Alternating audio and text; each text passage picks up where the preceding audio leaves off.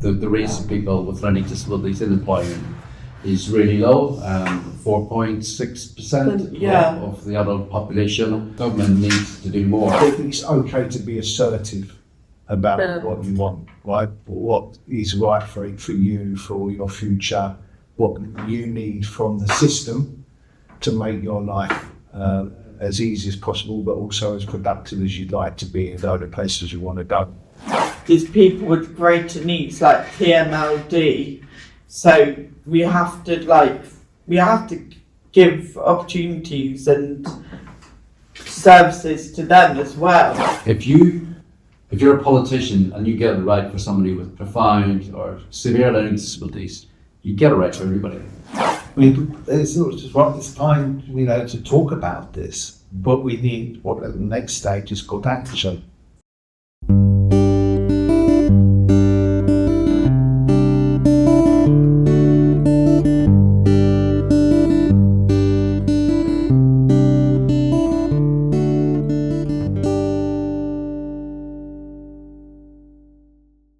So, welcome to Wheel of Engagement podcast, brought to you from Unity Campaign for Change, Achieve Together, and special guest appearance from Learning Disability England today. So, today we are focused on the Good Lives framework and a big focus on the Good Lives Manifesto. We'll start off with a round of introductions. Should you start with yourself, Elmy? I'm Elmy, I'm Co-Production Manager in Achieve Together. I'm Gary Bourlet, and I'm the Membership Engagement Lead and Self-Advocacy Spokesperson for Learning Disability England. I'm Crystal. I work for Unity and C4C in Achieve Together. I'm Mary. I also work for Unity and C4C and Achieve Together. I'm Zach Houlan, and I work with Achieve Together. And Michael Fullerton, Director of Wellbeing within Achieve Together. And we're just going to have a general conversation focused on going to get some background on the Good Lives framework from Gary, and then have a conversation about some aspects of the Good Lives Manifesto. And this is all post-election, so we have new government in place, so we're all enthusiastic about that and what part we can play in sort of making a difference with this manifesto going forward. So Gary, do you want to start off with telling us a bit about the Good Lives framework? Well, the Good Lives framework actually started in February 2020, and that was all in Birmingham, and we had a group of people with learning disabilities and I think some family members coming together, and we had about 50 more different ideas, and we had all flip chart paper, and we had post-it notes and people putting their ideas together, and we came up with the top 6 chapters for the framework. Housing, the top technology and staying connected, support, advocacy and self-advocacy, and employment was one of them. And so we have all those, and we're now extending that with a health chapter and also one on transport, and there'll be more and more as we go along. So we did a manifesto because of the general election came up. Mm-hmm. It was all really go. We had to drop everything else and concentrate on this election coming, which was in June. And we actually done next to that a letter to your MP. That's all on as a template. Sure. And that is something we want people to send to write to their MP. And to make it easier, we've actually, as I said, done the template. And we want as many MPs to back the Good Lives framework and manifesto, and and of course this Good Lives framework is ongoing. It's not a finished article. It's still continuing. Yeah. We're adding people with more complex and profound learning disabilities into that, and also underrepresented is people from minority ethnic groups, and we want that to be included as well. And as I said, there's always going to be new chapters. You had a short space of time in order to create the manifesto, Yes. and you engaged with, I think it was about 400 people. Yeah, about 400 people. Yeah, That's mighty impressive. these are people's ideas, and Yeah. and the Good Lives framework doesn't belong to Learning Disability England. It belongs to everybody. Yeah. And it was created with people with learning disabilities. Yeah. And with the manifesto then, so there's 6 core aspects of that? Is that Yes, yeah, that's right. And as I say, there's going to probably be more chapters It'll evolve added over time. over time, Yeah. especially to the next general election. Yeah. So today we're focused on 3 parts of the manifesto. Yeah. So we'll have some conversations about that, and I guess people's thoughts, what we can do, what other people can do to Yes. really sort of drive us forward. Now we Yeah. have a new government. Yes. Instead of people going to a day centre, they can, go to college or university. Absolutely. So that's another thing. Getting away from day centres or work institutions and getting people integrated more with other people. I've actually, not far from here, I was teaching a group of young people with learning disabilities about leadership skills and becoming a leader. So I think that's part of these sorts of facilities, this kind of learning infrastructure in our country should be accessible. It should be something where inclusion is at the centre of learning, right? Learning doesn't segregate people from what they can and can't learn, right? Based on their ability, either perceived or not. So I think really important, you'll know when you're making progress when you can start seeing really real inclusion in our institutions. Yes, and it's also to making sure that if once people leave special schools, and that's another thing from the past, they don't go into a day centre. They could go to places like this, like colleges or universities, to learn new skills and things, and being part of the structure and society there. I think one of the challenges that within the UK, it's a bit of a postcode lottery. So one area might be well furnished with education and employment opportunities, and then our other areas where it's really lacking. Yeah, we're getting involved in some work in Surrey where there's a real drive to increase opportunities for adults with further education in colleges, really opening up opportunities for activities like sort of leisure, hobbies, crafts, woodwork, photography, all those mainstream opportunities that aren't really available to people at the minute. No. So people need a much wider range of opportunity, but it's just too piecemeal. I think we need to level up all our services like education and also making sure there's good employment and that making sure that that charities can actually give a role model of making an influx of people coming through to be employed in their organisations and getting away from the grey suit culture. You're absolutely right. I mean, that's right. Stop talking the talk and walk the walk. Yeah, That's actually, you have positions that are accessible to people from different backgrounds.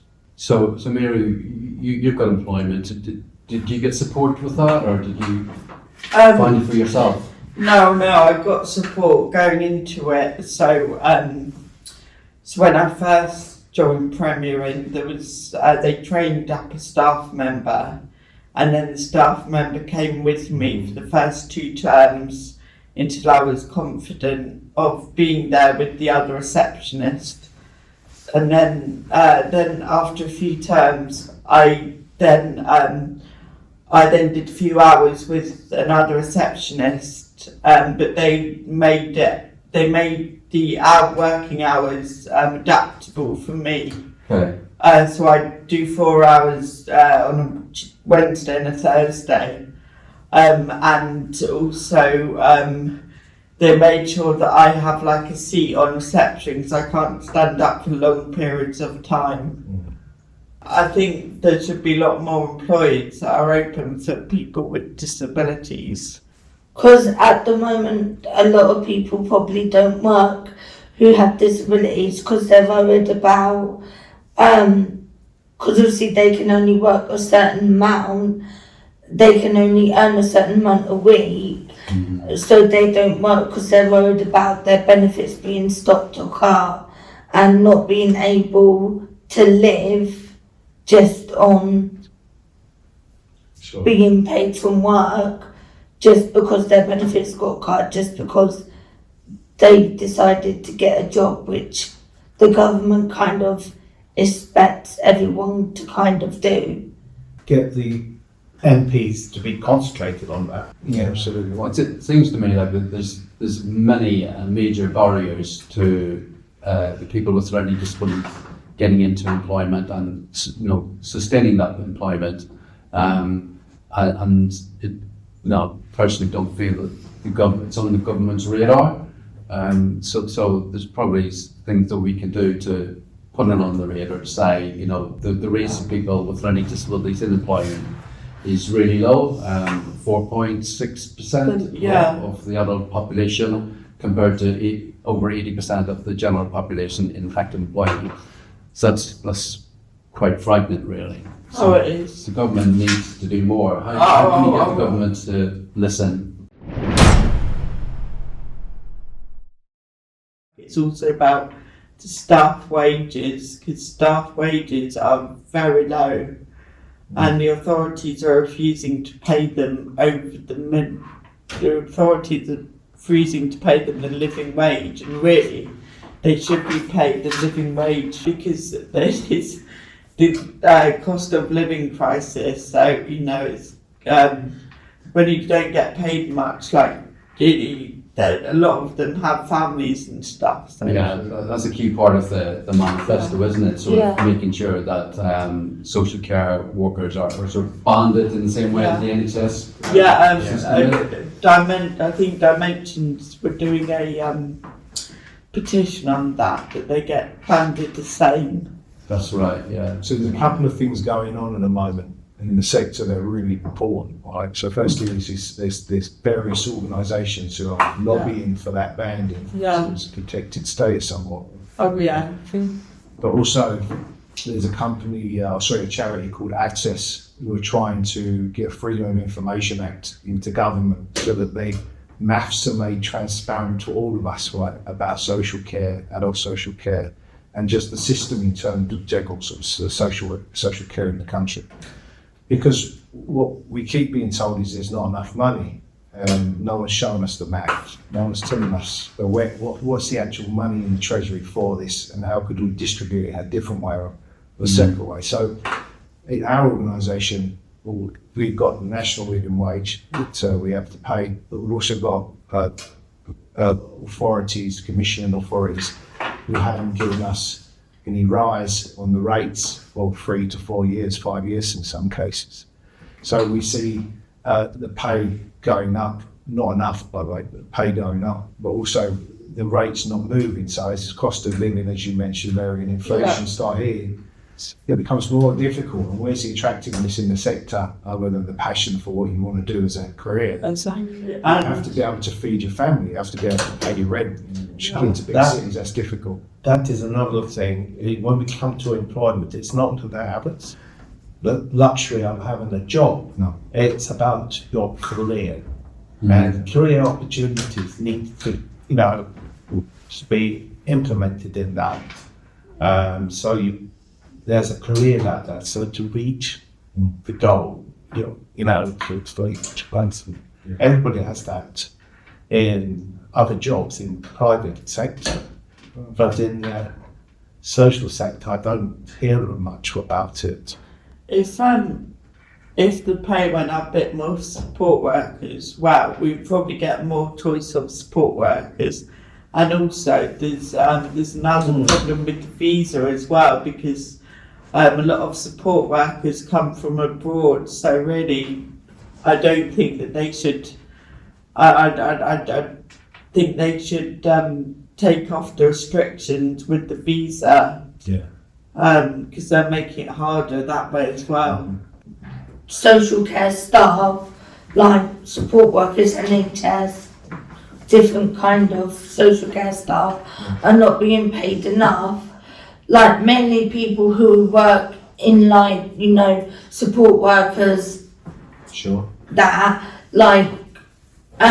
It doesn't just affect them, it affects the people with disabilities, like for example me and Mary, because say if I wanted to go and see Ed Sheeran at O2.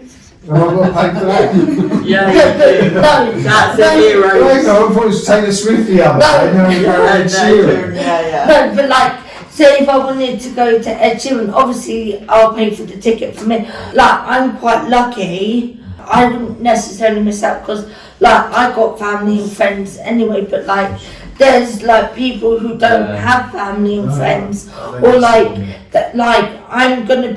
not gonna mention names, but there's some people in my house that will have to go. If they want to go to a concert, they'll have to have a staff member with them because they're not independent, and they shouldn't have to miss out on a concert or going to disability disco just because. Or is the solution then that the government needs to make sure that people are getting packages that pay for them to have a good life, not just their bare necessities, something that will help people actually live a life meaningful, fulfilled, equal to everybody else? Yeah. Well, the system, the way the system is designed is it sort of puts people in sort of blocks. But there is something called self-directed support, and people can receive individual budgets, but the take-up of that is quite low, really. Yeah. And So you have to remember that there are those that are working might get poor support. Oh yeah. Because Yes. that's the thing. Yeah. You must include those people as well. Yeah. Yeah. So the way the funding is structured is often it's meeting practical basic needs. So you're not being funded to have a good quality of life. No. Your funding is just paid for practical things happening in your life. I know somebody who's moved from a care home recently into their own flat with shared support, and he's come from having access to support 24 hours a day to having it in short bursts throughout the day. So a lot of his day, when he's in theory more independent, but he uses a wheelchair, he's stuck in his flat most of his day alone. Yeah. So he's not getting a life. He's not funded for a quality of life. To get the things we want. Yes. And it's always about one. We're fighting all the time. And me, I'm fighting to get to move out of the place I'm living because it's 5 flights of stairs. But it's going through social services, occupational therapists, going through an organisation called Porchlight. Do you feel like you constantly have to justify yourself? Every time, you know, I have to say, look, there's as I'm getting older, and I'm epileptic, and being up 5 flights of stairs is a risk, and I don't know when I'm going to have a fit, you know, and you have to, you know, and I want a ground floor flat, Naturally. but there's a shortage of housing, social housing in Kent. So yeah, in terms of social care, that whole reform piece, there's a lot of work for us all to sort of make sure that people have a voice. So when it comes to the champion piece, there are lots of people with more severe fine learning disabilities who wouldn't be able to advocate in that way. So we need to be advocating on their behalf. But there needs to be massive social care reform, including pay, including making sure we can attract a diverse group of people. Social care works really well with diversity. It's incredible when you have that rich diversity of culture. But we're just constantly battling. So you said it, Jack, but people with disabilities fighting all the time. It just seems to be a constant battle. All the time you have people with disabilities and their families constantly fighting for the right support, the right services. So if we can get the ear of our local MPs, we can get the ear of politicians, and whilst they're sort of like planning social care reforms, and make sure that they have got people with significant needs at the forefront of their minds. If you're a politician and you get it right for somebody with profound or severe learning disabilities, you get it right for everybody. Yeah. Because you make sure information is accessible, and the support is appropriate. You know, people are getting the right support at the right time every time. But it doesn't seem to me that there's enough interest. And when the government talk about social care, they talk mostly about, and you see it on the news, you'll see images of people, older people in care homes. Elderly people, yeah. The thing is, it's also a lot of the time it's also it's about autism or learning disabilities, but there's people with greater needs like PMLD. So we have to give opportunities and services to them as well, because they deserve a good life just like us. And Learning Disability England are doing more to raise the voice. Yeah, but when you've got about social care, the health National Health Service have got a 10-year plan. There needs to be a 10-year plan for social care. But then in the 10-year plan, I think they need to take like fast action. Rather than just saying it 10-year plans, they could do the 10-year plan and it could be like really slowly rolling out. Well, what we've seen with other governments where they give us a 10-year plan and then in the last 2 years they attempt to do it and say run out of time. Changes government. So short-term, medium-term and long-term actions. But the last sort of national plan for learning disabilities was Valuing People Now. It was 2009. And that was like a 3-year plan. It's sort of like nothing since. At that time, Garrett, they had 2 national directors of learning disability. So, and one of those was somebody with a learning disability. Yes. Scott Was it Scott? Yeah, Scott Watkins. But he's now the director of Seeability. Yeah. So he's got. I've heard of Seeability. But that seemed to be short-lived. So maybe they need a prominent person with a learning disability, helping to spearhead whatever the national plan is. I think we've got living examples just sat around this table of people who are massively inclusive in their approach to life and their engagement with other people, both able-bodied and non. And I think it's kind of, if there was anything to be inspired by, it's the fact that what you need is the pathways to be created, the positive bases you can go on. So legislative pathways are made clear, right? Yeah. Get out of our way and just let us go. And at that point, you can reach any destination you want. It's fine, to talk about this, but we need what the next stage is called action. Yeah. They're talking and doing fight for the same resources, Gary. And they can sometimes get confused. People can talk about things so much they actually think they're doing it. Yeah. And they're not. That's So I agree with you. That's one of the catchphrases Mike and the rest of my exec team are being talked about on our Monday meetings, right? I'm tired of talking about it. Let's be about it. Let's do it. Yes. And that's important. So And I think all these organisations have to move a step further. Instead of talking about it, take the action about making it happen. But obviously as well, as obviously people with disabilities, probably, I don't know, obviously we would need to think about how we could help, for example, me and Mary could do for people who have disabilities, but who are less able, in the wheelchair, can't talk, or has to use a communication iPads. We need, as well as talking up for people with just disabilities, we need the whole spectrum, whether they're in the wheelchair, whether they're non-verbal, whether they're deaf, whether they're blind, whether they're... I think that's a really good point, because we touched on that, all of us today, about putting people in boxes, segregating them by their disability or by their difficulty, or etc. And actually, there's many cases where we've got to be one voice for all difficulties. When we mean all, we mean all.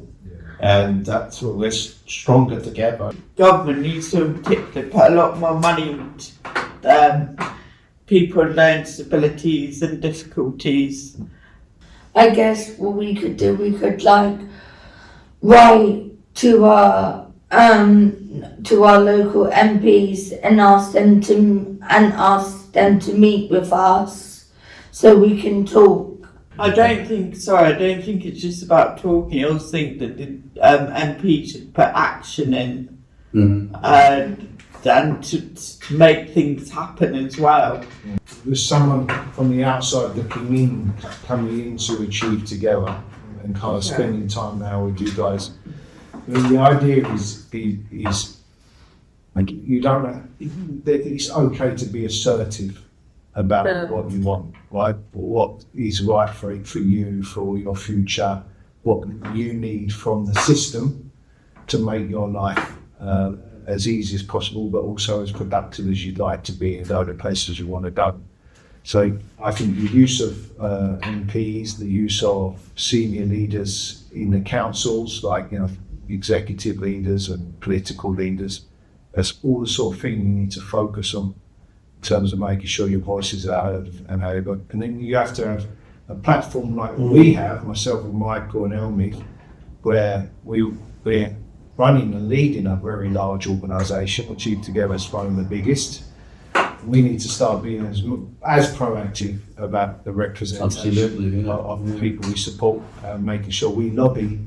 Michael's idea was great about starting to make contact with the health ministers and various political parties around Westminster, and really focusing on collating the message and putting it in with a laser focus into those conversations. I think, I also think that people outside think about the language they use towards people with learning disabilities and difficulties, because... So let's talk about mind your language. Every time I meet with you two, you always come and talk to me about the right language to use it and mind me. So, and something you said to me earlier was quite important. So we use the word disability a lot today in a conversation. Yes. Explain that again. Language is so important for me. It's new, something I need to relearn. Yeah. So a learning difficulty is only a part of your learning. So it's something that will affect part of your learning. Like this was but learning disability is lifelong and it affects all of your learning. Some people have mild learning disability, some people have moderate, and some people are really severely. So if I have dyslexia, I'd have a difficulty because it's only one part of my learning that's affected. Yeah. If I have a disability, it's because I've got a longer term disability on learning altogether. Yeah. Yeah. Yeah. Right. So every time we meet, we're going to have a segment at the end where you teach me about your language and we define that part of it. So whereas people that are like me listen to this kind of podcast, they pick up the stuff that's important to you by way of the learning and the language that they use. Yeah. What's the main role? The main role is to break the rules.